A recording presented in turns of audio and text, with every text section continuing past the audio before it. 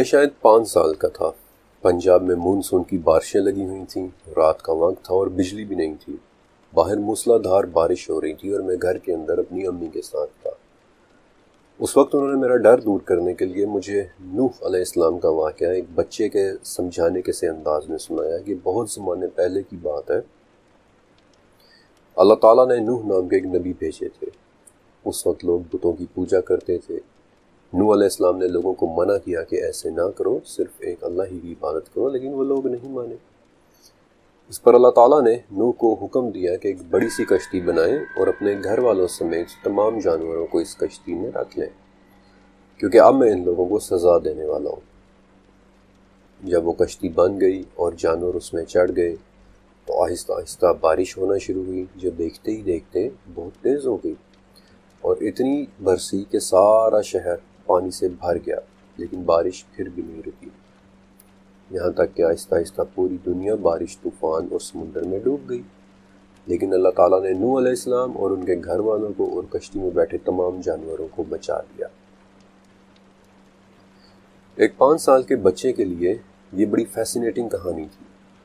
میں نے یہ سیکھا کہ اللہ تعالیٰ اپنے نیک بندوں کو ضرور بچا لیتے ہیں اور تیز بارشیں اور طوفان انہیں کچھ بھی نہیں کہتے، لیکن اس کے ساتھ ساتھ میرے لیے دنیا کے تمام جانوروں کے ایک ہی کشتی میں سوار ہو جانے والی بات بڑی فیسینیٹنگ تھی، بڑی زبردست تھی۔ لہٰذا میرے دل سے بارش کا ڈر تو نکل گیا، لیکن میں اتنے سارے جانوروں یعنی شیر، چیتا، ہاتھی، چوہا، زرافہ اور جن جن کے نام میں نے 5 سال کی عمر میں سیکھے تھے، ان سب کے بارے میں کشتی میں بیٹھنے کے حوالے سے سوچنے لگ گیا۔ یہ 30 سال پہلے ہونے والا میری اپنی زندگی کا ایک واقعہ ہے، لیکن اپنی ماں کی یاد کی طرح یہ واقعہ بھی کبھی میرے دل سے نہیں نکلا، اور میں اکثر سوچتا کہ ایک کشتی میں اتنے سارے جانور کیسے آ سکتے ہیں۔ جوان ہونے کے بعد کبھی کبھار میں دوستوں کے ساتھ یہ سوال ڈسکس کرتا تو زیادہ تر لوگ ایسی باتوں میں انٹرسٹ نہ ہونے کی وجہ سے ٹال دیتے۔ کچھ کہتے کہ یار سیدھی سی بات ہے، یہ معجزہ تھا، تمہیں اتنا تجسس کیوں ہے؟ کچھ کہہ دیتے کہ فرقان ایسے سوالات نہیں پوچھا کرتے، گناہ ملتا ہے۔ میں خاموش تو ہو جاتا، لیکن آخر قرآن پاک میں نوح علیہ السلام کا ذکر 43 مرتبہ ہے، یعنی کہ تیسرے نمبر پر سب سے زیادہ ہے، تو ہر دفعہ قرآن پاک پڑھنے پر ان کی طرف توجہ جانا ضروری تھا۔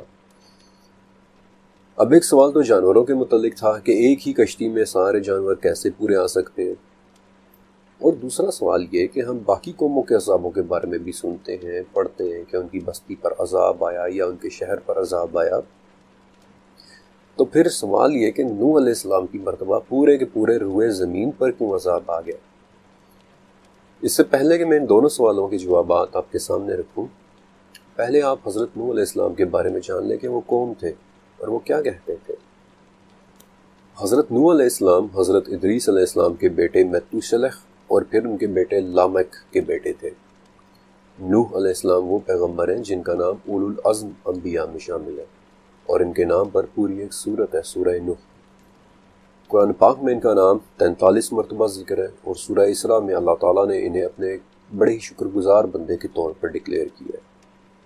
سورہ آل عمران کے مطابق اللہ تعالیٰ نے ان کا ذکر آدم اور ابراہیم کے ساتھ کرتے ہوئے بتایا کہ نوح کو تمام جہاں کے لوگوں میں سے چن لیا گیا تھا، اور پھر سورہ صافات میں اللہ تعالیٰ نے ان پر تمام جہانوں میں سلامتی بھی بھیجی ہے۔ سورہ عنکبوت، نوح اپنی قوم کے درمیان 950 سال تک رہے اور انہیں تبلیغ کرتے رہے، لیکن ان کی قوم بھی ڈٹی رہی اور سورہ نوح کے مطابق کہتی رہی کہ اپنے معبودوں کو نہ چھوڑنا، اور نہ ہی ود، سوا، یغوث، یعوق اور نصر کو۔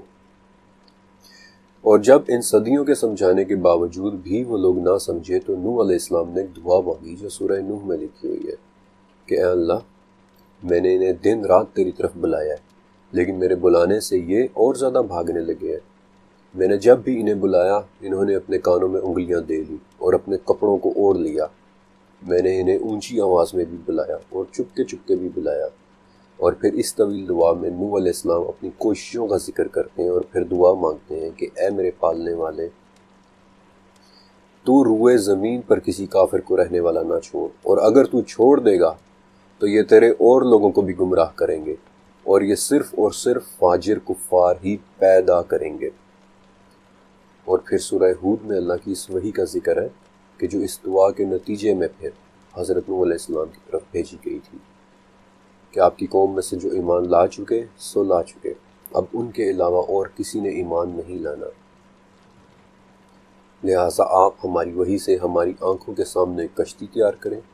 اور سورہ مومنون میں اس وحی کا باقی حصہ ہے جس کے مطابق نوح علیہ السلام کو حکم دیا گیا کہ جب ہمارا حکم آ جائے اور تنور ابل پڑے تو اس میں ہر قسم کے جانوروں کا ایک ایک جوڑا رکھ لیں، اور یہی حکم انہی الفاظ کے ساتھ سورہ ہود میں بھی ہے۔ حضرت نوح علیہ السلام کی اس کشتی کی ایگزیکٹ لمبائی اور چوڑائی میں تو تھوڑا سا اختلاف ہے، لیکن ابن عباس رضی اللہ تعالیٰ عنہ کے مطابق وہ کشتی 1200 گز لمبی، 600 گز چوڑی اور 30 گز اونچی تھی، یعنی کہ تقریباً 1 کلومیٹر لمبی اور آدھا کلومیٹر چوڑی، اور اس کی 3 منزلیں تھیں۔ سب سے نچلی منزل میں درندے اور وحشی جانور رہتے تھے، یعنی کہ پریڈیٹرز۔ اس کی درمیانی منزل انسانوں کے لیے تھی اور سب سے اوپر پرندے تھے، اور اس کشتی کی ایک سائڈ پر ایک دروازہ تھا کہ جو ڈھکن کی طرح بند ہو جاتا تھا، اور ابن عباس ہی کے مطابق اس کشتی میں سب سے پہلے پرندے اور پھر جانوروں کو داخل کیا گیا، اور جانوروں میں بھی سب سے آخر میں گدھا داخل ہوا تھا۔ جب وہ کشتی تیار ہو گئی اور سورہ ہود کے مطابق اللہ کا حکم آ پہنچا اور تندور ابلنے لگ گیا، یعنی کہ زمین سے پانی نکلنے لگ گیا، اور نہ صرف یہ پانی زمین سے نکل رہا تھا بلکہ سورہ قمر کے مطابق آسمان کے دروازے بھی ایک زوردار بارش سے کھول دیے گئے تھے۔ بالآخر دونوں پانی مل گئے اور ایک عظیم سیلاب کا آغاز ہوا۔ یہ بارش اس طرح سے برس رہی تھی کہ زمین نے آسمان کو کبھی اس طرح سے برستے ہوئے نہیں دیکھا تھا، اور نہ ہی وہ پھر کبھی برستا دیکھے گی۔ وہ آسمان اس طرح برس رہا تھا کہ جیسے کسی نے مشکیزوں کے منہ کھول دیے ہوں، اور زمین سے پانی اس طرح سے ابل کر نکل رہا تھا کہ جیسے کسی نے زمین کی ہر تراڑ اور ہر سوراخ کو کھول دیا ہو۔ تفسیر ابن ابی حاتم میں امام مالک زید بن اسلم سے روایت کرتے ہیں، جو کہ تابعی تھے، کہ لوگ اس پانی اور طوفان سے بچنے کے لیے محفوظ جگہوں پر چڑھنا شروع ہو گئے تھے، یہاں تک کہ تمام خشک جگہیں لوگوں سے بھرنا شروع ہو گئی۔ تفسیر ابن جریر میں حضرت عائشہ رضی اللہ تعالیٰ عنہا سے ایک روایت ملتی ہے کہ اس بڑھتے ہوئے پانی کی وجہ سے ایک عورت کو اپنے بچے کے لیے بہت خوف آیا، اور وہ اسے لے کر پہاڑ کی طرف بھاگی، لیکن پانی بھی لگاتار بڑھتا چلا جا رہا تھا اور دھیرے دھیرے اس ماں کی گردن تک پہنچ گیا، لیکن اس نے بھی بےتاب ہو کر اپنے بچے کو دونوں ہاتھوں میں اٹھا کر اپنے سر سے اوپر کر لیا، لیکن پانی بڑھتا رہا اور وہ دونوں اس میں غرق ہو گئے۔ اور حضرت عائشہ رضی اللہ تعالیٰ عنہ کہتی ہیں کہ اگر اس دن کافروں میں سے کسی ایک پر رحم ہونا ہوتا تو اس بچے کی ماں پر رحم ہوتا۔ واللہ عالم۔ نوح علیہ السلام نے ایمان رکھنے والوں کو کہا کہ اس کشتی میں بیٹھ جاؤ، اب اللہ ہی کے نام کے ساتھ اس کا چلنا اور ٹھہرنا ہے۔ سورہ ہود کے مطابق وہ کشتی انہیں لے کر پہاڑوں جیسی موجوں اور لہروں میں جا رہی تھی۔ ابن عباس رضی اللہ تعالیٰ عنہ کے مطابق اس کشتی میں چڑھنے والے لوگ صرف 80 تھے، یہاں تک کہ سورہ ہود کے مطابق نوح کے ایک بیٹے کنعان نے بھی کشتی میں چڑھنے سے انکار کر دیا، اور نوح علیہ السلام نے کنارے پر کھڑے اپنے بیٹے کو پکارا کہ آج اللہ کے حکم سے بچانے والا کوئی نہیں ہے، تو کافر نہ بن۔ لیکن آگے سے اس نے جواب دیا کہ میں تو کسی بڑے پہاڑ پر چڑھ جاؤں گا جو مجھے اس پانی سے بچا لے گا۔ اور ابھی ان دونوں کے درمیان یہ گفتگو ہو ہی رہی تھی کہ قرآن کے الفاظ کے مطابق دونوں کے درمیان ایک بڑی موج، ایک بڑی سی لہر حائل ہو گئی، اور نوح علیہ السلام کا وہ بیٹا ڈوب گیا۔ اور صرف وہ بیٹا ہی نہیں بلکہ سورہ تحریم کے مطابق نوح علیہ السلام کی بیوی نے بھی کشتی میں چڑھنے سے انکار کر دیا تھا، اور وہ بھی پانی میں غرق ہو گئی تھی۔ بالآخر زمین کو حکم دیا گیا کہ تو اپنے پانی کو نگل جا، اور آسمان کو حکم دیا گیا کہ اب تو رک جا، اور نوح علیہ السلام کی وہ کشتی جودی پہاڑ پر جا کر رک گئی۔ نوح علیہ السلام کے اس سیلاب کا ذکر انجیل میں بھی ہے، عراق میں کھدائی کے دوران 4700 سال پرانی تختیوں میں بھی ہے، جسے آج ہم ایپک آف گلگمیش کہتے ہیں۔ بلکہ چوتھے چیپٹر کے اندر میں نے آپ کو ایک ایسی تختی دکھائی تھی جس میں پوری کی پوری ٹیبلٹ پر اس عظیم سیلاب کا واقعہ لکھا ہوا ہے، اور آگے چل کر میں آپ کو پوری دنیا میں سے ایسے ثبوت دکھاؤں گا کہ جہاں آپ کو اس بڑے سیلاب کے ٹریسز ملیں گے۔ لیکن کیا آپ کو بک آف اینوخ یاد ہے جس کے متعلق میں نے آپ کو پچھلے چیپٹر میں بتایا تھا؟ بک آف اینوخ کے اندر بھی آپ کو اینوخ یعنی ادریس یہ کہتے ہوئے ملیں گے کہ مجھے خدا کے بھیجے ہوئے نے وہ دکھایا ہے جو میری جنریشن کے لیے نہیں ہے بلکہ اس جنریشن کے لیے ہے جو ابھی آنی ہے، یعنی کہ ایک عظیم سیلاب کی پیشن گوئی۔ اور اب میں آپ کے سامنے 30 سال پرانے اپنے 2 سوالوں کے جوابات رکھوں گا۔ پہلا سوال کہ اس کشتی میں اتنے سارے جانور کیسے آ سکتے ہیں، اور دوسرا سوال کہ یہ سیلاب پوری دنیا کے لوگوں پر کیوں آیا تھا، باقیوں کا کیا قصور تھا۔ قریب 3 سال پہلے میں نے جانوروں کی کشتی پر پورے آنے کے متعلق ایک تھیوری سنی تھی کہ دراصل اس دور کی ٹیکنالوجی بہت عروج پہ تھی۔ نوح علیہ السلام کے پاس ڈی این اے کا علم تھا، اور اس طرح سے انہوں نے دنیا بھر کے جانوروں کا ڈی این اے سیمپل لے لیا اور اپنی کشتی میں رکھ لیا تاکہ سیلاب کے بعد پھر اسی ڈی این اے سے جانوروں کو دوبارہ سے پیدا کیا جا سکے۔ اب یہ تھیوری تھی تو بڑی دلچسپ، کیونکہ 2008 میں ناروے نے کچھ ایسا ہی کیا تھا۔ انہوں نے ایک بڑا عجیب سا بینک بنایا۔ یہ بینک آرکٹک یعنی برف سے جمے نارتھ پول کے پاس ایک جزیرے پر بنایا گیا تھا، اور یہ اپنے اندر پیسوں کے بجائے فصلوں اور پھلوں کے بیج یعنی سیڈ سٹورز کرتا ہے۔ اس بینک کا نام سوالبارڈ گلوبل سیڈ والڈ ہے، اور اسے بنانے کے پیچھے آئیڈیا یہ تھا کہ اگر پوری دنیا میں جنگ شروع ہو جاتی ہے، تباہی پھیل جاتی ہے، تو کم سے کم ہماری تمام فصلوں، پھلوں اور پھولوں کے بیج کسی ایک جگہ پر محفوظ ہوں تاکہ لڑائی کے بعد دنیا میں دوبارہ خوراک پیدا کی جا سکے۔ لہٰذا اسی سوچ کے تحت یہ سٹوریج فیسلٹی بنائی گئی، اور اس کا ڈیزائن اتنا انجینئس ہے کہ آج بھی اگر تیسری جنگ عظیم شروع ہو جاتی ہے، تمام انسان مر جاتے ہیں، بجلی ختم ہو جاتی ہے، تب بھی اس عمارت کے اندر پڑے بیج 200 سال تک خراب نہیں ہوں گے۔ اور اس وقت یعنی یہ چیپٹر آپ کو سناتے ہوئے اس والٹ میں 2 کروڑ قسم کے مختلف بیج محفوظ ہیں۔ اب یہ ڈی این اے والی تھیوری تھی تو بڑی دلچسپ، لیکن اسے ماننے میں ایک بہت بڑا مسئلہ تھا کہ اگر اس تھیوری کو مان لیا جائے تو نہ صرف ابن عباس اور زید بن اسلم سے مروی روایتوں کو نظر انداز کرنا پڑتا ہے کہ اس کشتی میں سب سے پہلے پرندے سوار ہوئے اور پھر جانور، اور جانوروں میں بھی سب سے آخر میں گدھا سوار ہوا، بلکہ اس کے ساتھ قرآن پاک کے نیریٹو کو بھی سمجھنا مشکل ہو جاتا ہے، یعنی وہ حکم جو حضرت نوح علیہ السلام کو دیا گیا کہ ہر قسم کے جانوروں میں سے ایک ایک جوڑا رکھ لیں۔ تو پھر کیا اس سوال کا کوئی اور جواب بھی ہو سکتا ہے؟ سورہ نحل کی 13ویں آیت، اور جو کچھ اس نے تمہارے لیے زمین میں پھیلایا ہے اس کے مختلف رنگ ہیں، اور اس میں نصیحت قبول کرنے والوں کے لیے بہت سی نشانیاں ہیں۔ ہم نے یہ آیت کئی مرتبہ پڑھی ہوگی اور یقیناً سبحان اللہ کہہ کر آگے بڑھ گئے ہوں گے کہ ہاں واقعی دیکھو کتنے رنگوں کی چیزیں ہیں، گلاب کو دیکھو سرخ رنگ کا ہے، آسمان کو دیکھو نیلے رنگ کا ہے۔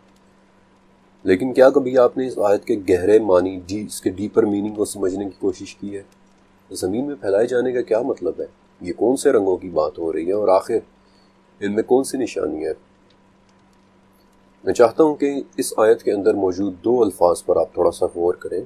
اس آیت میں پھیلا دیے جانے کے لیے زرعہ کا لفظ استعمال ہوا ہے، جس کا لفظی معنی ہے ضرب دینا، ملٹی پلائی کرنا، یا پھر کسی ایک چیز کو ایک سے بڑھا کر زیادہ کر دینا۔ اسی لیے تو اولاد کے لیے بھی اکثر زرعہ ہی سے نکلا ہوا لفظ استعمال ہوتا ہے، ذریت۔ اور اس آیت میں رنگ کے لیے لون کا لفظ، جس کا ایک مطلب تو واقعی رنگ یعنی کلرز ہیں، لیکن اس کا ایک اور مطلب بھی ہے، نو یعنی قسم، ٹائپ یا کائنڈ، یا پھر ایک جیسا مزاج رکھنے والی چیزوں کا گروپ۔ سچ کہوں تو نصیحت قبول کرنے والے اس آیت کے اندر سے ٹیکسونومی کا پورا علم حاصل کر سکتے تھے۔ ٹیکسونومی یعنی تمام جاندار مخلوقات کی کلاسیفیکیشن یا ان کی درجہ بندی کا علم، جس سے جانوروں کو مزاج کے اعتبار سے مختلف اقسام میں تقسیم کر کے چھوٹے سے ایریا میں فٹ کیا جا سکتا تھا۔ اب مجھے اندازہ ہے کہ آپ میں سے زیادہ تر کو بھی میری بات کی سمجھ نہیں آئی، اس لیے دوبارہ ذرا غور سے اس آیت کا مفہوم پڑھیں۔ زمین میں تھوڑے سے بڑھ کر زیادہ ہونے والی چیزوں میں مختلف انواع ہیں، اقسام ہیں، مزاج ہے، اور اس میں سیکھنے والوں کے لیے بہت سی نشانیاں ہیں۔ اگر آپ کو اس عربی لفظ لون کا دوسرا معنی مزاج اور اقسام کے ہونے میں شک ہے تو کوئی بات نہیں، سورہ فاطر کی 28ویں آیت میں بھی یہی لفظ انہی معنوں میں استعمال ہوا ہے، سورہ فاطر۔ اسی طرح انسانوں، جانداروں اور مویشیوں کے بھی مختلف رنگ یعنی مزاج یا اقسام ہیں، اور اللہ سے ڈرتے اسی رنگ والے ہیں کہ جو علم رکھتے ہوں۔ اگر ابھی بھی آپ کو شک ہے تو چلے میں ایک پریکٹیکل ایگزامپل دے دیتا ہوں۔ آپ میں سے جس نے خلیج کی ریاستیں وزٹ کر رکھی ہیں وہ یہ بات اچھی طرح سے جانتے ہیں کہ عرب لوگ ایک دوسرے کو شلونک کہہ کر بھی حال چال پوچھتے ہیں۔ اب ٹیکنیکلی شلونک کا مطلب تو یہ ہونا چاہیے تھا کہ تمہارا رنگ کیسا ہے، لیکن اس کا مطلب ویسا ہی ہے کہ جیسے ہم اردو میں ایک دوسرے کو کہتے ہیں کہ تمہارے مزاج کیسے ہیں۔ اور اب یہاں سے اس چیپٹر کا دلچسپ حصہ شروع ہونے والا ہے، لہٰذا دھیان سے سنتے جائیے۔ سورہ ہود اور سورہ مومنون میں نوح علیہ السلام کو ایک جیسے الفاظ کے ساتھ ایک ہی حکم ملا ہے کہ تمام جانداروں کی زوج میں سے ایک ایک جوڑے کو کشتی میں سوار کر لیں اور اپنے گھر والوں کو بھی۔ اس لفظ زوج کے متعلق تو میں آپ کو تھوڑا آگے چل کر بتاؤں گا، لیکن اس سے پہلے ایک بڑا سوال کہ دنیا بھر کے جانداروں میں سے ایک ایک جوڑا کیسے سلیکٹ کریں۔ اس وقت زمین پر رہنے، پانی میں تیرنے اور ہوا میں اڑنے والے جانداروں کو ملا کر 87 لاکھ اقسام یا سپیشیز موجود ہیں، اور یہ میں آپ کو ان کی آبادی نہیں بتا رہا بلکہ ان کی اقسام بتا رہا ہوں۔ یعنی ان میں سے چیتا ایک سپیشیز ہے، شارک ایک سپیشیز ہے اور انسان ایک سپیشیز ہے۔ اور اس حساب سے نوح علیہ السلام کو 2.25 کروڑ جانداروں کو کشتی پر لانا چاہیے تھا، کہ جو 1/2 کلومیٹر کی کشتی پر ٹیکنیکلی ناممکن تھا۔ لیکن آپ کو ڈیڈ سی اسکرولز یاد ہے؟ ڈیڈ سی اسکرولز میں سے ایک بڑا دلچسپ فریگمنٹ ہے 4Q-534۔ اس میں حضرت نوح علیہ السلام کے حوالے سے بڑی تفصیلی ڈسکرپشن اور ایک بہت اہم بات لکھی ہوئی ہے کہ نوح ایک ایسا انسان جسے کوئی علم نہ تھا، اور پھر انہیں 3 کتابوں کا علم دیا گیا تھا۔ انہیں حکمت اور سمجھ سکھائی گئی تھی۔ لوگ ان کے مخالف ہوئے، لیکن انہیں جانداروں کی سمجھ دے دی گئی، انہیں جانداروں کے ڈیزائن کی سمجھ دے دی گئی، اور وہ خدا کا چنا ہوا انسان ہے اور اس کا طریقہ بھی آگے رہے گا۔ ایک ایسا انسان جسے کوئی علم نہ تھا، اور پھر انہیں 3 کتابوں کا علم دیا گیا، انہیں حکمت اور سمجھ سکھائی گئی، لوگ ان کے مخالف ہوئے، انہیں جانداروں کی سمجھ دے دی گئی، انہیں جانداروں کے ڈیزائن کی سمجھ دی گئی، اور وہ خدا کا چنا ہوا انسان ہے اور اس کا طریقہ آگے بھی رہے گا۔ آپ اس فریگمنٹ کی تحریر کو سمجھ رہے ہیں؟ نوح علیہ السلام کو جانداروں کی سمجھ دی گئی تھی، انہیں تمام جانداروں کے ڈیزائن کی سمجھ دی گئی تھی، ان کی سپیشیز کی، ان کی اقسام کی، ان کے مزاج کی سمجھ دی گئی تھی۔ اللہ نے انہیں چن لیا تھا، اور یہ بات تو میں آپ کو سورہ آل عمران کے ریفرنس سے بھی دکھا چکا ہوں۔ اور اس فریگمنٹ کے آخری الفاظ کہ ان کا طریقہ آگے بھی رہے گا، سورہ صافات میں بھی نوح علیہ السلام پر کی گئی ایک عنایت کا ذکر اسی طرح سے کہ ہم نے آنے والوں میں ان کا طریقہ باقی رکھا۔ بے شک نوح علیہ السلام کو اللہ تعالیٰ نے جانداروں اور جانوروں کے ڈیزائن کی سمجھ دے دی تھی۔ اب ان 87 لاکھ سپیشیز میں سے مرین لائف یعنی سمندری جانوروں کو تو نکال دیں، یا جانداروں کو نکال دیں، کیونکہ وہ پانی میں رہ سکتے ہیں، انہیں کشتی کی کوئی ضرورت نہیں ہے۔ اور اس طرح مخلوقات کا ایک بہت بڑا حصہ تو ویسے ہی نکل گیا، کیونکہ سمندروں کے اندر ابھی تک ہم نے چھوٹے سے پلانکٹن سے لے کر دنیا کے سب سے بڑے جانور یعنی بلو ویل تک کی 2 لاکھ سپیشیز دریافت کر لی ہیں، اور ایک اندازے کے مطابق 20 لاکھ سپیشیز کا دریافت ہونا بھی باقی ہے۔ لہٰذا ان 87 لاکھ میں سے جانوروں کا ایک بہت بڑا حصہ ویسے ہی کم ہو جاتا ہے۔ اگر آپ نے کبھی سمندروں کے اندر کورل ریف کی فوٹیجز دیکھی ہوں تو اس میں سب کچھ زندہ سپیشیز ہوتی ہے، یہاں تک کہ جنہیں آپ پودے اور پتھر سمجھ رہے ہوتے ہیں وہ بھی زندہ ہوتے ہیں، اور انہیں کورلز کہتے ہیں۔ دوسری چیز حشرات الارض یعنی کہ کیڑے مکوڑے، کیا انہیں بھی کشتی پر رکھنا تھا؟ ٹیکنیکلی کیڑے سانس نہیں لیتے، ان کے پھیپھڑے نہیں ہوتے، بلکہ ان کے جسم ماحول سے ڈائریکٹلی آکسیجن جذب کرتے ہیں، اور اسی لیے تو کیڑے مکوڑے مٹی، پانی اور کیچڑ کے اندر بھی زندہ رہ لیتے ہیں، انہیں ہوا کی ضرورت نہیں ہوتی ہے۔ اور اس وقت 87 لاکھ سپیشیز میں سے 60 لاکھ سپیشیز تو صرف اور صرف ان کیڑے مکوڑوں ہی کی ہیں، لہٰذا ایک اور بہت بڑا بوجھ اتر جاتا ہے۔ لیکن اگر مان بھی لیا جائے کہ ان کیڑے مکوڑوں کو بھی کشتی کے اندر رکھنا تھا، تو 1 کلومیٹر بائی 1/2 کلومیٹر کی کشتی میں کیڑوں کے سائز کے جانداروں کا آنا بہت زیادہ جگہ نہیں لیتا تھا۔ اور اب ہمارا اہم سوال کہ جانور کشتی میں کیسے پورے آئے، اور ان 2 آیات میں ملی ہدایات کو آپ اپنے ذہن میں رکھیں کہ تمام مخلوقات کی انواع ہیں، مزاج ہیں، سپیشیز ہیں، اور حکم یہ ہے کہ ان میں سے ہر ایک کی زوج کو لینا ہے۔ اور اب اس پوائنٹ سے آگے میں آپ کو ٹیکسونومی کے علم کے متعلق کچھ بتانا چاہتا ہوں۔ بائیولوجی میں اس دنیا کی تمام سپیشیز کو مختلف کیٹیگریز میں رکھا جاتا ہے، اسے جانداروں کی رینکنگ کرنا کہتے ہیں اور اس علم کا نام ٹیکسونومی ہے۔ ٹیکسونومی کا لفظ یونانی لفظ ٹیکسس سے نکلا ہے، جس کا مطلب ہے چیزوں کو رینک کرنا یا پھر ارینج کرنا۔ تو جب جانداروں کو ان کے ڈیزائن اور مزاج کے اعتبار سے رینک یا ارینج کرنا ہو تو کچھ اس طرح سے اسٹڈی کی جاتی ہے کہ سب سے پہلا رینک لائف کا ہے، یعنی سب سے پہلے تو یہ دیکھا جاتا ہے کہ کسی چیز میں زندگی ہے بھی یا نہیں، اور اگر اس میں زندگی ہے تو وہ ایک جاندار ہے اور اس پر ٹیکسونومی کا علم لاگو ہوگا، اب چاہے وہ جاندار دیکھنے میں کیسا ہی کیوں نہ ہو۔ دوسرا رینک ہے ڈومین، یعنی کہ وہ جاندار ایک خلیے والا ہے یا اس کے جسم میں ایک سے زیادہ خلیے ہیں۔ اب ایک خلیے والے جاندار تو مثلا بیکٹیریاز وغیرہ ہوتے ہیں، لیکن میں اور آپ زیادہ تر ایک سے زیادہ خلیے والے جانداروں سے واقف ہیں، کیونکہ روزمرہ زندگی میں ہمیں وہی نظر آتے ہیں، بلکہ ہم خود بھی ایک سے زیادہ خلیوں والے جاندار ہیں۔ تیسرا رینک ہے کنگڈم، یعنی کہ وہ جاندار جانور ہے، پودا ہے، فنگس ہے، اور ہم سب ہی جانوروں اور پودوں اور درختوں جیسے جانداروں سے واقف ہیں۔ چوتھا رینک ہے فائلا، یعنی کہ اس جاندار کا باڈی پلان کیسا ہے، اس جاندار میں ریڑھ کی ہڈی ہے یا نہیں، یا پھر وہ جیلی فش کی طرح اس کے جسم سے ریڑھ کی ہڈی غائب ہے۔